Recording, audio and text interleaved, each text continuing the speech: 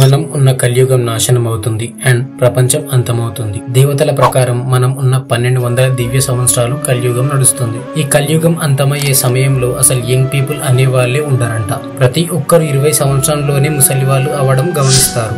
గంగా నది ఎండిపోయి తిరిగి వైకుంఠానికి వెళ్లిపోతుంది. కలియుగంలో ఎప్పుడైతే 10,000 సంవత్సరాలు పూర్తవుతుందో అప్పుడు భూమిపై ఉన్న దేవి దేవతలందరూ స్వర్గానికి వెళ్లిపోతారు. ఆ సమయంలో మానవత్వమే మిగలదంట. ఎక్కడ చూసినా మోసగాళ్లే కనబడతారు. అటువంటి సమయంలో పురాణాల ప్రకారంగా విష్ణువు యొక్క 10వ అవతారం కల్కి అవతారం భూమిపై జన్మిస్తారు. 3 రోజుల్లోనే భూమిపై ఉన్న పాపులను రాక్షసులను చంపి సంహరించి భూమిపై ఉన్న ధర్మాన్ని కాపాడతారు. ఆ తర్వాత భూమిపై కంటిన్యూగా 12 సంవత్సరాలు వర్షాలు పడుతూనే ఉంటాయి.